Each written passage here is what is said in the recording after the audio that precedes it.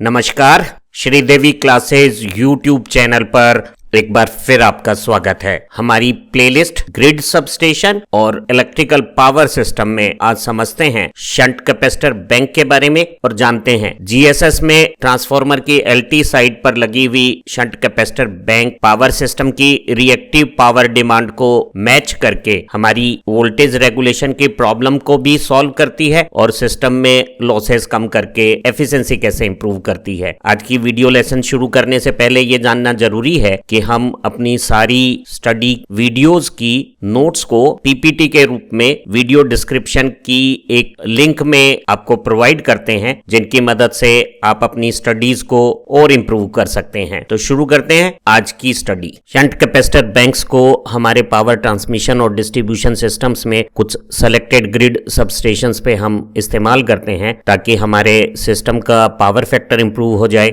Voltage regulation की profile अच्छी हो जाए और जो हमारे पावर सिस्टम में I2R लाइन लॉसेज हैं उन्हें कम किया जा सके। इस प्रकार की कैपेसिटर बैंक्स में कोई मूविंग पार्ट्स नहीं है। इनको लगाने में और मेंटेनेंस में बहुत कम लागत आती है। ये बहुत आसानी से और सरलता से इंस्टॉल की जा सकती हैं, ज्यादा जगह नहीं घेरती, बहुत कॉम्पैक्ट हैं। इनका ऑपरेशन बहुत रिलायबल और एफिशिएंट है। इलेक्ट्रिक पावर सिस्टम में सेंडिंग एंड से रिसीविंग एंड के बीच में ट्रांसमिशन लाइन में रियल पावर का फ्लो सेंडिंग एंड वोल्टेज के फेजर और रिसीविंग एंड के फेजर के बीच में लोड एंगल से डिसाइड होता है। वहीं लाइन के दो एंड सेंडिंग एंड की वोल्टेज और रिसीविंग एंड की वोल्टेज में जो मैग्नीट्यूड का अंतर है वो रिस्पॉन्सिबल है रिएक्टिव पावर के फ्लो के लिए। तो अगर एक लाइन में रिएक्टिव पावर का फ्लो ज्यादा है, लोड की रिएक्टिव पावर की डिमांड लोकल अवेलेबल न होके सेंडिंग एंड से लाइन के थ्रू भेजी जाती है, तो लाइन में वोल्टेज रेगुलेशन की प्रॉब्लम ज्यादा होगी। अगर हम सबस्टेशन पे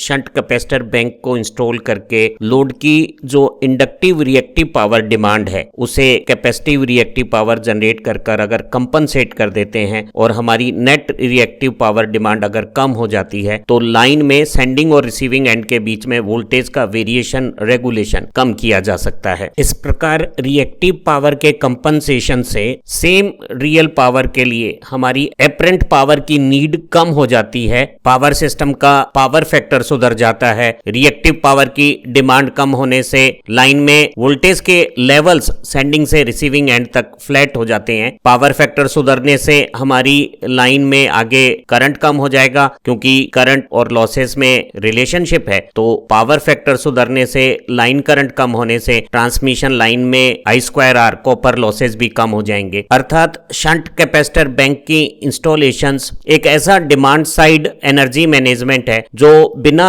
अपरेंट पावर को इंक्रीज किए हुए हमारी सिस्टम की रियल पावर सप्लाई करने की कैपेसिटी को इंक्रीज कर सकता है और बिना किसी कैपिटल इन्वेस्टमेंट के हम ज्यादा एनर्जी डिमांड्स को कैटर कर पाएंगे। शंट कैपेसिटर बैंक्स में केवल एक डिसएडवांटेज है और वो उसकी जो रिएक्टिव पावर कंपनसेशन है वो लाइन वोल्टेज के स्क्वायर प्रोपोर्शनल है। और जब हमारे सिस्टम में वोल्टेज कम होती है और हमें रिएक्टिव पावर कंपनसेशन की सबसे ज्यादा जरूरत होती है, उस समय एक कैपेसिटर बैंक जो रिएक्टिव पावर जनरेट करती है वोल्टेज के स्क्वायर प्रोपोर्शनल के अनुसार, वोल्टेज कम होने के दौरान हमें रिएक्टिव पावर चाहिए तो ज्यादा, लेकिन बैंक बना कम पाएगी। इलेक्ट्रिक पावर सिस्टम में अपरेंट पावर, रियल पावर और रिएक्टिव पावर का वेक्टर सम है और रियल पावर के साथ अपरेंट पावर का ये जो रेशो है वो हमारे पावर सिस्टम का पावर फैक्टर कहलाता है। पावर सिस्टम में रिएक्टिव पावर की जो डिमांड है वो मेनली हमारे इंडक्टिव लोड से आती है, जिसमें सबसे बड़ा योगदान इंडक्शन मोटर्स का है। ट्रांसफार्मर है, हमारी ट्रांसमिशन और डिस्ट्रीब्यूशन लाइन में जो इंडक्टिव प्रॉपर्टी है। पावर सिस्टम में induction furnaces, welding sets, arc lamps, fluorescent lightings और थायरिस्टराइज्ड पावर ड्राइव्स भी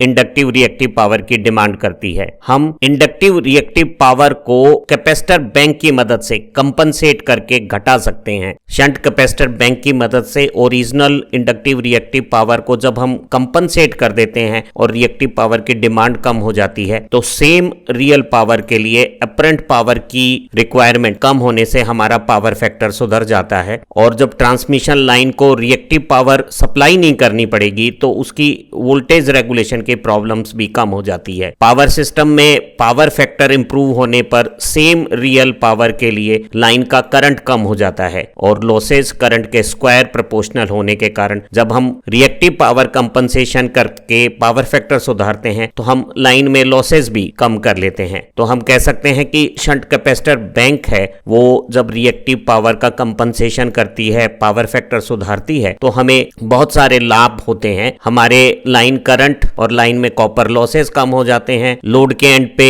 वोल्टेज लेवल इंप्रूव हो जाता है, हमारे पावर सिस्टम में ट्रांसफार्मर, लाइन, अल्टरनेटर सबका लोड कम होने पर उनकी कैपेसिटी का यूटिलाइजेशन ज्यादा बेहतर किया जा सकता है और हमारा जो कैपिटल इन्वेस्टमेंट है पर मेगावाट ऑफ रियल पावर वो घट जाता है। या हम कह सकते हैं कि सेम अपरेंट पावर से जब हम पावर फैक्टर सुधार लेते हैं तो हम ज्यादा एक्टिव पावर जनरेट कर सकते हैं। तो जो हमारा इन्वेस्टमेंट अपरेंट पावर के अनुसार होता है वो अब ज्यादा पावर और एनर्जी पे डिस्ट्रीब्यूट होने के कारण पर मेगावाट लोड हमारा इन्वेस्टमेंट पावर फैक्टर सुधरने से, रिएक्टिव पावर कंपनसेशन होने से कैपिटल इन्वेस्टमेंट कम हो गया है। शंट कैपेसिटर से रिएक्टिव पावर का कंपनसेशन सीधे इंडक्टिव लोड के ऊपर किया जा सकता है। हम एक डिस्ट्रीब्यूशन फीडर में बीच में सुटेबल लोकेशंस पर ग्रुप में कैपेसिटर से कंपनसेशन कर सकते हैं और हमारे सबस्टेशन पे जो एलटी साइड है ट्रांसफार्मर की वहां एक सेंट्रलाइज्ड रिएक्टिव पावर का कंपनसेशन कर सकते हैं। जब हम इस तरह से इंडिविजुअल लोड के अक्रॉस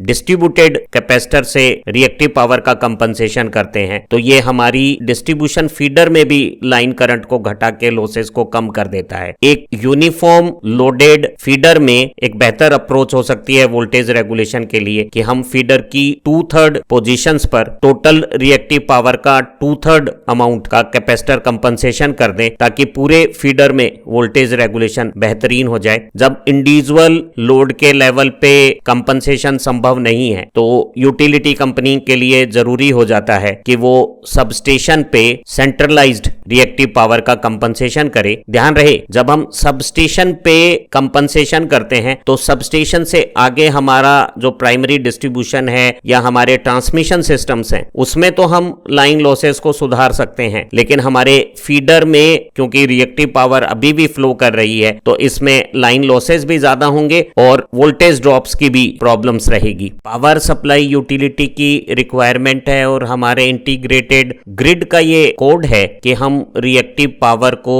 लोड एंड पे कंपनसेट करते हुए पावर सिस्टम में पावर फैक्टर को 0.9 या इससे अधिक रखें। इसलिए एक ग्रिड सबस्टेशन पे जैसे 132-33 ग्रिड सबस्टेशन में जो हमारी एलटी साइड की बस बार है उस पर हम एक सेंटर लोकेशन पे शंट कैपेसिटर बैंक की मदद से सारे दूसरे लोड के इंडक्टिव रिएक्टिव पावर को कंपनसेट करते हैं ताकि हमारे ट्रांसमिशन सिस्टम में आगे रिएक्टिव पावर के फ्लो को कम किया जा सके और प्राइमरी ट्रांसमिशन में वोल्टेज रेगुलेशन और एफिशिएंसी परफॉर्मेंस को इंप्रूव किया जा सके। हमारे पावर सिस्टम में कंज्यूमर का लोड पैटर्न स्टेडी नहीं है। पूरे दिन की लोड साइकिल में रिएक्टिव पावर की रिक्वायरमेंट समय के साथ लगातार बदलती है। इस प्रकार की बदलती हुई रिएक्टिव पावर रिक्वायरमेंट के लिए हम एक कॉम्बिनेशन फिक्स्ड कैपेसिटर का और एक स्विच्ड कैपेसिटर बैंक का इस्तेमाल करते हैं। जो फिक्स्ड कैपेसिटर बैंक है इसका इस्तेमाल हम लाइट लोड की रिएक्टिव पावर को कंपनसेट करने के लिए कंटिन्यूअसली करते हैं और जो स्विच कैपेसिटर बैंक हैं उन्हें हम हैवी लोड कंडीशंस पे जरूरत के हिसाब से कनेक्ट कर सकते हैं। और जो मुख्य उद्देश्य है वो ये है कि अपने पावर सिस्टम का पावर फैक्टर यूनिटी के काफी करीब रखना चाहते हैं। रिएक्टिव पावर कंपनसेशन का सबसे बेहतरीन तरीका सबस्टेशन की एलटी बस पे अलग अलग रेटिंग के एक से ज्यादा कैपेसिटर्स बैंक को सुटेबल स्विचिंग सर्किट ब्रेकर के साथ, वैक्यूम सर्किट ब्रेकर या SF6 के साथ लगा दिया जाए। इन कैपेसिटर बैंक्स की साइज और नंबर हमें सिस्टम की वोल्टेज में कितना वेरिएशन होता है उसके अनुसार लेना चाहिए। एक कैपेसिटर बैंक का साइज इस तरह से लिया जाता है कि स्विचिंग के दौरान हमारी सिस्टम की वोल्टेज में 3% से ज्यादा वेरिएशन एक स्विचिंग से ना हो। हम इस प्रकार की शंट कैपेसिटर बैंक्स के कैपेसिटर्स को लगातार लाइन में कनेक्ट करके steady state reactive power requirement जो हमारी सिस्टम की है उसके लिए कर सकते हैं, और अगर फ्लक्चुएटिंग वेराइंग रिएक्टिव पावर की रिक्वायरमेंट है तो इन स्विचेस की मदद से हम इन्हें डायनामिक रिएक्टिव रिक्वायरमेंट के हिसाब से ऑन और ऑफ कर सकते हैं। आजकल हम automatic power factor control unit का इस्तेमाल करते हैं जो कंट्रोल रूम से कंटिन्यूअसली हमारे ट्रांसफार्मर की सेकेंडरी साइड में टोटल किलोवाट रिक्वायरमेंट को मॉनिटर करती रहती है, और किलोवाट रिक्वायरमेंट के हिसाब से इन कैपेसिटर बैंक्स की स्विचिंग को ऑन और ऑफ करके हम सिस्टम के पावर फैक्टर को यूनिटी के करीब रखने की कोशिश करते हैं। एक शंट कैपेसिटर बैंक में ऐसे बहुत सारी कैपेसिटर यूनिट्स सीरीज और पैरेलल कॉम्बिनेशन में इस्तेमाल की जाती है। इन यूनिट्स की कंस्ट्रक्शन को समझते हैं। एक कैपेसिटर यूनिट का जो एक्टिव पार्ट है वो दो इस तरह की फोल्डेड की गई एल्युमिनियम फॉइल्स के बीच में एक पॉलीप्रोपेलिन प्लास्टिक डाइलेक्ट्रिक मीडिया की बहुत सारी लेयर्स के सेपरेशन से बनता है, और फॉइल और प्लास्टिक फिल्म को हम आपस में रोल करके एलिमेंट कैपेसिटर के फिजिकल साइज को छोटा कर लेते हैं। आमतौर पे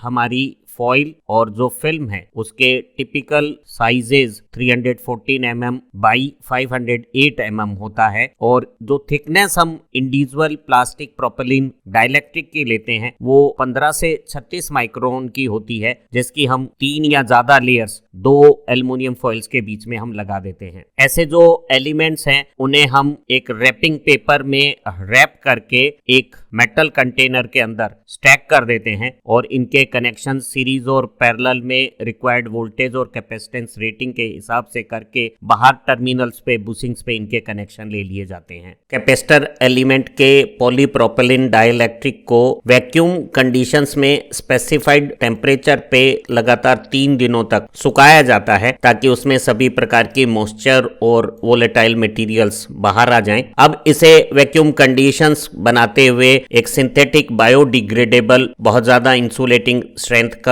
जो फेराडोल हमारा लिक्विड है उससे इम्प्रिग्नेट करते हैं। इस इम्प्रिग्नेशन से पॉलीप्रोपेलिन की डाइलेक्ट्रिक स्ट्रेंथ में भी इंप्रूवमेंट आता है और उसकी ड्यूरेबिलिटी भी बढ़ती है। हम कार्बन फिल्म के डिस्चार्ज रेजिस्टेंस को कैपेसिटर एलिमेंट्स के अक्रॉस लगा देते हैं। ये जो डिस्चार्ज रेजिस्टेंस हैं इनमें ऐसी क्षमता होती है जब कैपेसिटर बैंक को हम सप्लाई से डिस्कनेक्ट कर देंगे तो कैपेसिटर बैंक की जो रेटेड वोल्टेज है वो 5 मिनट से भी कम समय में 50 वोल्ट या इससे भी कम मात्र रह जाए। एक कैपेसिटर यूनिट में कुछ कैपेसिटर एलिमेंट्स को पैरेलल में रखते हुए बहुत सारे ऐसे पैरेलल कनेक्टेड कैपेसिटर्स को सीरीज में जोड़ दिया जाता है ताकि हमारी यूनिट की रिक्वायर्ड वोल्टेज कैपेसिटी और कैपेसिटेंस की वैल्यू आ जाए। कैपेसिटर एलिमेंट्स के अक्रॉस डिस्चार्ज रेजिस्टेंस को लगा दिया जाता है। हर कैपेसिटर यूनिट्स के कनेक्शंस दो पोर्सेलिन बुशिंग से बाहर निकालकर बहुत सारी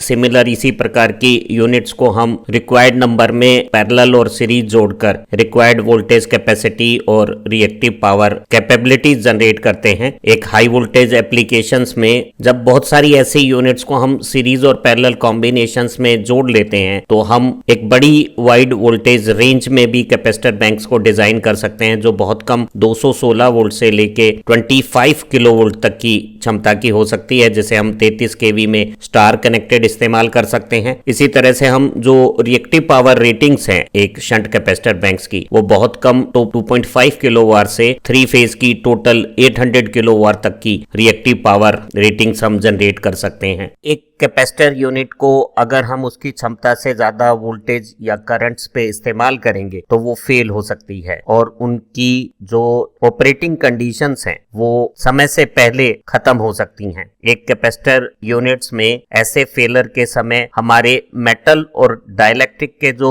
इंटरकनेक्शंस हैं उनमें आर्किंग से जो डाइलेक्ट्रिक फ्लूइड है वो वेपराइज हो जाता है। उसके प्रेशर से हमारी फॉइल्स मुड़ के रप्चर हो सकती है। बहुत ज्यादा प्रेशर में कैपेसिटर यूनिट्स में एक्सप्लोजन्स भी हो सकता है। इसलिए हमारे जो निर्धारित मानक है वो कहते हैं कि हमें हमारी कैपेसिटर यूनिट को हमेशा उसकी रेटेड वोल्टेज और रेटेड फ्रीक्वेंसी से नीचे ही इस्तेमाल करना चाहिए, क्योंकि हमारी ये जो कैपेसिटर यूनिट्स हैं वो बहुत ज्यादा सेंसिटिव हैं और वोल्टेज या करंट या या फ्रीक्वेंसी लिमिट्स एक्सीड होने पे वो डैमेज हो सकते हैं। एक कैपेसिटर यूनिट्स को हम रेटेड आरएमएस वैल्यूज के लिए डिजाइन करते हैं और ये जो वैल्यू है वो हमारी नॉमिनल ऑपरेटिंग वोल्टेज का 10% एक्स्ट्रा 110% तक हो सकती है। एक capacitor bank temporary over voltage में जो पीक हमारी वोल्टेज आती है रेटेड का √2 टाइम्स, उसकी भी 20% तक एक्सीड हो सकती है। लेकिन इससे ज्यादा अगर टेम्परेरी ओवर वोल्टेज आएगी तो कैपेसिटर यूनिट को डैमेज हो सकता है। एक कैपेसिटर यूनिट अपना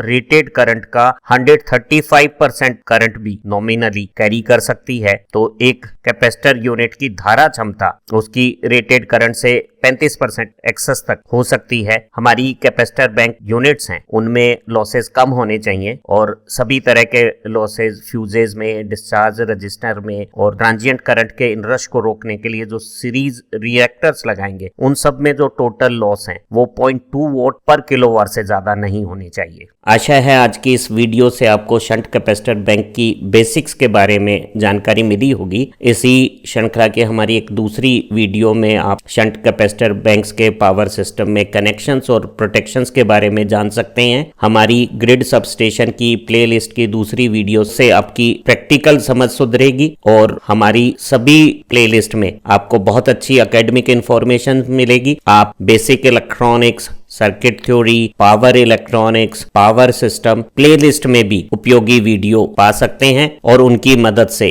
अपने एकेडमिक्स और कंपटीशंस एग्जाम में बेहतर परफॉर्म कर सकते हैं। आप अच्छा पढ़ें, तरक्की करें। Have nice time. फिर मिलते हैं एक नई वीडियो के साथ। Thank you once again.